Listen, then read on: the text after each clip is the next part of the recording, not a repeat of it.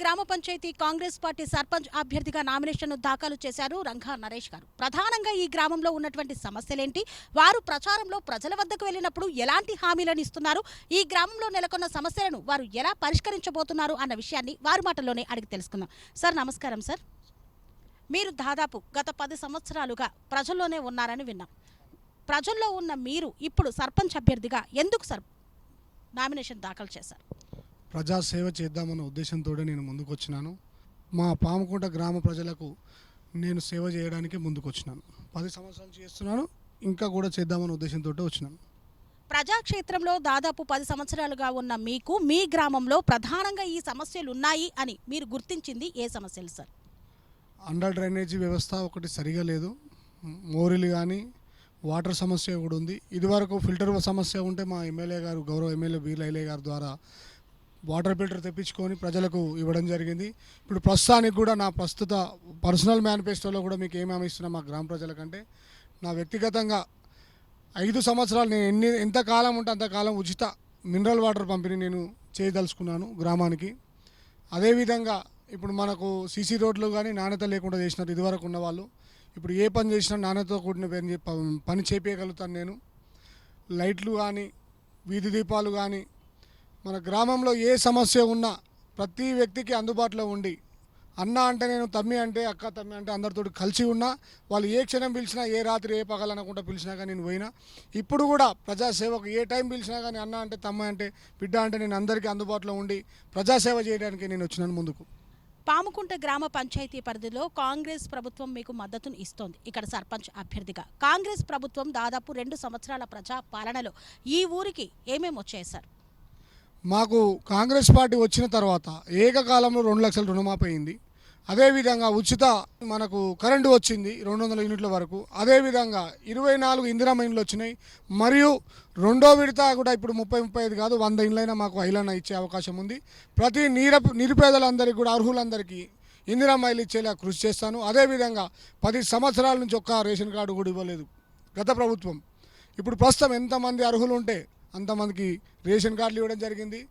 10 సంవత్సరాలు అయి పెళ్ళైనా కానీ పిల్లలు ఇంత పని 5వ క్లాసు 10వ క్లాసు 5వ క్లాసు 6వ క్లాసుకు వచ్చినా కానీ ఒక్కరికి కూడా రేషన్ కార్డు లేదు. మనం వచ్చిన సంవత్సరంలోనే ప్రతి ఒక్కరికి కూడా రేషన్ కార్డు ఏమైంది. అదేవిధంగా నిరంతర ప్రక్రియ కొనసాగుతూ ఉంది. అదేవిధంగా ఇప్పుడు గవర్నమెంట్ మళ్ళీ కూడా ఇప్పుడు కొత్త పింఛన్లు కూడా తేబోతుంది. అర్హులందరికీ కూడా కొత్త పింఛన్లు ఇప్పిస్తాను. దగ్గరుండి ఎవరికి ఏ సాయమైనా మన బీలైలే ద్వారా నేను నా సాయ శక్తులు నేను ఆయనకు అనుకూలంగా మా పార్టీ నాకు ప్రకటించింది కాబట్టి, కాంగ్రెస్ పార్టీ అభ్యర్థిగా ప్రకటించింది కాబట్టి నాకు ఎమ్మెల్యే దానికి పోతే ఏ పనైనా అన్నా అంటే నేను కొట్లాడి తీసుకోగలుగుతా.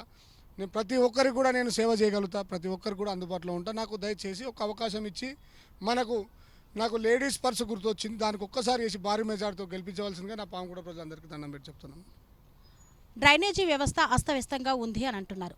గత ప్రభుత్వ హయాంలోనే గ్రామ పంచాయతీకి కావాల్సినటువంటి కనీస అవసరాలు, మౌలిక సదుపాయాలు కల్పించి అభివృద్ధి పదంలో తీసుకువెళ్లామని బీఆర్ఎస్ నాయకులు చెప్తున్నారు. మరి ఇప్పుడు మళ్ళీ మీరు ప్రధానంగా ఇంకా ఏం చేస్తారు? మా ఊరికి వాటర్ ఫిల్టర్ లేక ఒక 6 నెలలు ఉంటే కూడా ఆయన అడ్డంకాలు వచ్చి చూడలేక గతం ఉన్న ఇప్పుడు మళ్ళీ మాకు అదే అయినా ఇప్పుడు పోటీకి కూడా వచ్చినాడు. అండర్ డ్రైనేజ్ చేస్తే మెయిన్ రోడ్డు ఈ నుంచి మన దుర్గమ్మ గుడి వరకు వేసి అది ఒక 2 సంవత్సరాలు లేకముందుగా ఫలిగిపోయింది. అంటే వాళ్ళు ఎంత కాసులకు ఆకృతిపడి ఎంత నాణ్యత లోపంతో వేసినారు అనేది ప్రజలు కూడా గమనిస్తున్నారు. మనం ఏం చేసినాం అనేది కూడా ప్రజలు గమనిస్తున్నారు. అదేవిధంగా అట్లా కాకుండా మనం నాణ్యతతో కూడిన వ్యవహారమైనా కానీ నాణ్యతతో కూడిన పనులు కానీ మనం చేయగలుగుతాం. ఇప్పుడు మళ్ళీ ఏముందంటే ఇప్పటివరకు కూడా చేసిన వాళ్ళు ఒక్క వ్యవస్థ కూడా సరిగా లేదు. ఓ మనిషి అట్లా ఇట్లా అయితే కూడా వచ్చి పరిశీలించే మనిషి కూడా కాదు. గెలిచినప్పుడే వస్తాడు అంటే ఇక మళ్ళీ కూడా రాడు. వాళ్ళ అన్నలదమ్ములు కానీ ఎవరు ఇప్పుడు వస్తారు, అందరు వస్తారు. రేపు పొద్దున నేను జవాబుదారుగా ఉంటా. మీకు ఏమన్నా ఉంటే నన్ను పిలిచాడు కానీ నేను చేస్తాను మీకు.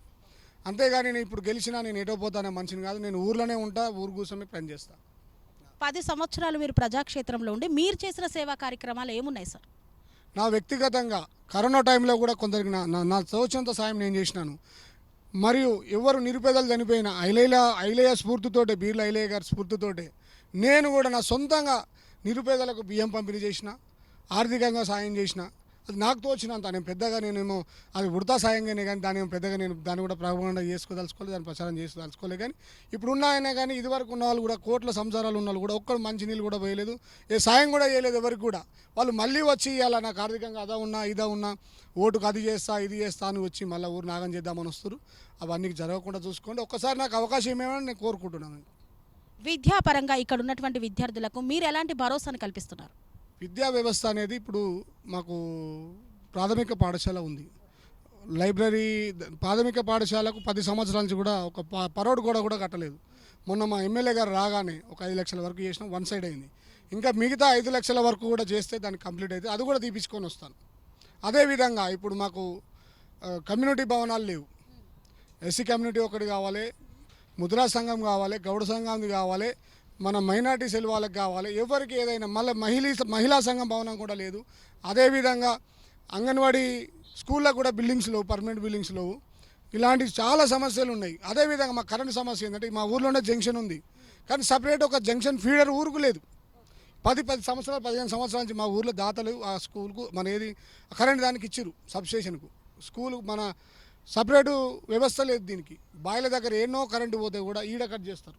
ఈ ఇటువంటి వ్యవస్థలు చాలా పనులు ఉన్నాయి. ఇవి ఎవరికి తెలుసా తెలియక మరి ఇన్ని రోజుల నుంచి కూడా ఎవరు పట్టించుకోలేదు. దాన్ని మన టైం వచ్చినప్పుడు మాత్రం ఎమ్మెల్యే గారు దాని ప్రత్యేక కృషి తీసుకొని ఆ సబ్స్టేషన్ ఫీల్డర్ కూడా సపరేట్ ఊర్లోకి ఒకటి సపరేట్ తీసుకొని వస్తాను. అది కూడా బిర్లా ఐలయ్య నుండి మీకు ఎలాంటి సహకారాలు అందుతున్నాయి? ఆయన ఎంతవరకు మీకు సపోర్ట్గా ఉంటున్నారు? మాకు 100% సపోర్ట్గా ఉన్నాడు. మనం పరిచయస్తున్నాం, సుపరిచితులం అన్నకు. మనం మోగానే తమ్మి అన్న అని కూడా మన నరేష్ రా అని పిలుస్తాడు.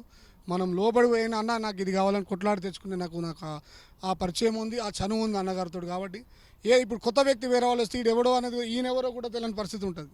ఇప్పుడు నేను పోయినా అనుకో పాముకుంటా నరేష్ వచ్చిండు, ఆ పని ఏం చేయాలి, పలానా వాళ్ళు రావాలి, పలానా వస్తుంది పని వస్తుంది అనేది మనకు డైరెక్ట్ మనం తీసుకురాగలుగుతాం ఎమ్మెల్యే గారి ద్వారా.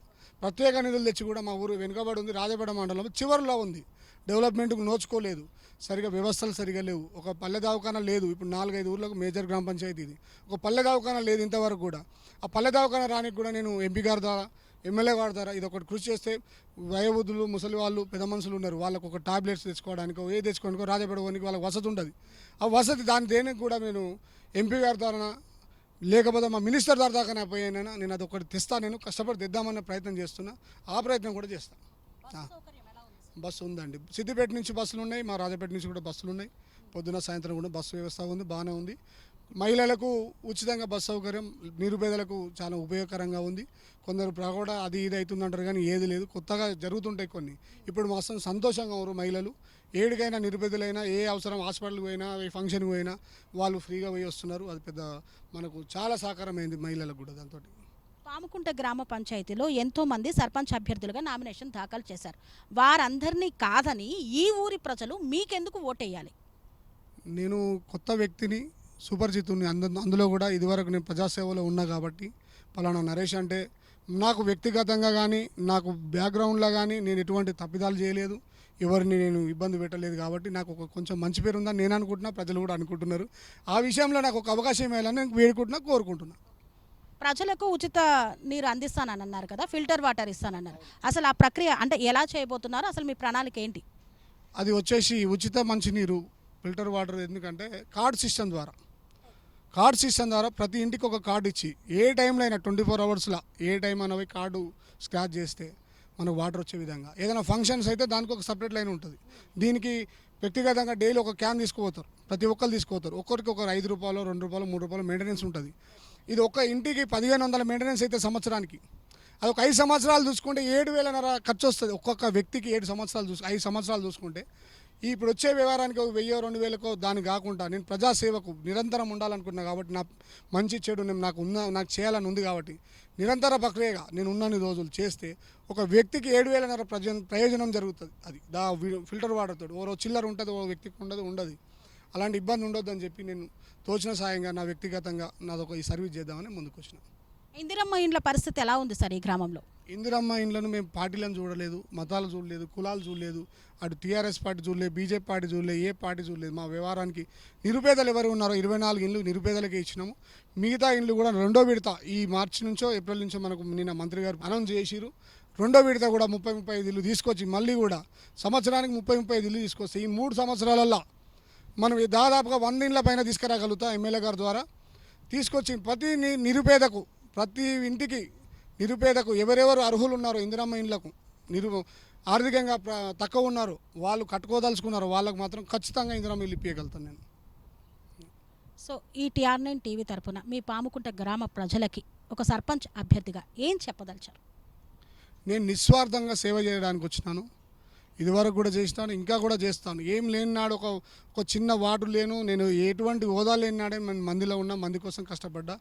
నేను ప్రజాసేవ చేయడానికి వస్తున్నా కాబట్టి దయచేసి నాకు అవకాశం ఇవ్వండి. మనకు ఒక్కసారి అవకాశం ఇస్తే నాకు చేసి చూపిస్తాను. మీకు అందరికి అందుబాటులో ఉండి నేను పనులు చేసి చూపించగలుగుతాను. పాముకుంట గ్రామ పంచాయతీ సర్పంచ్ అభ్యర్థిగా నామినేషన్ దాఖలు చేసినటువంటి నరేష్ గారు ఇదే ఊరి వాస్తవ్యులుగా ఇక్కడున్నటువంటి ప్రజలకు ఎంతో సుపరిచితుడిగా దాదాపు 24 గంటల పాటు ప్రజాసేవలోనే ఉంటానని తెలుపుతున్నారు. మరి ఈ గ్రామంలో మొట్టమొదటిసారిగా యువతకు అవకాశం వచ్చినందున తాను ప్రజాసేవ చేయాలని, తన గ్రామంలో మిగిలిపోయిన అభివృద్ధి కార్యక్రమాలను చేయాలని, ఇందిరమ్మ ఇళ్లను వారికి అందించాలని, అదేవిధంగా అస్తవ్యస్తంగా ఉన్నటువంటి డ్రైనేజీ వ్యవస్థను కూడా చక్కదిద్దుతూ మరి ఈ గ్రామంలో కలుషిత నీటి వ్యవస్థ నుండి కూడా దూరం చేస్తూ ఫిల్టర్ వాటర్ని ఇంటింటికి అందజేయాలన్న ఒక గొప్ప సంకల్పంతో మరి ప్రజల్లోకి సర్పంచ్ అభ్యర్థిగా వస్తున్నారు. మరి ఆ ప్రజా ఆశీర్వాదంతో మరి రంగా నరేష్ గారు సర్పంచ్గా గెలుపొందాలని మనస్ఫూర్తిగా కోరుకుంటూ మీ TR9 టీవీ. స్వామి బోధానంద గోసేవ ఆశ్రమం సైథాపూర్. జ్యోతిష్యం, వాస్తుశాస్త్రం మన పూర్వీకులు మనకిచ్చిన వరం.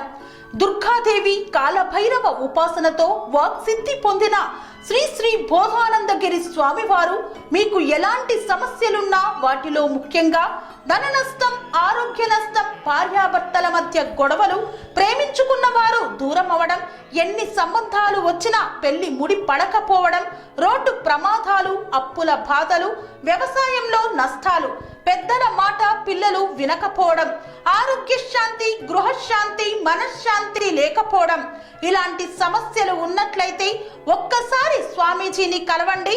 మీ సమస్యలకు తగిన పరిష్కారాన్ని పొందండి. అంతేకాక అన్ని రకాల వ్యాధులకు గోపంచగవ్య మరియు మూలికా వైద్యం చేయబడును. నమ్మకంతో రండి, ఆయురారోగ్యాలతో వర్ధిల్లండి. మా అడ్రస్ స్వామి బోధానంద గోసేవ ఆశ్రమం సైథాపూర్, వీరభద్రస్వామి గుడి దగ్గర, యాదగిరిగుట్ట. సంప్రదించవలసిన నెంబర్ 9849213754 మరియు 9618034138.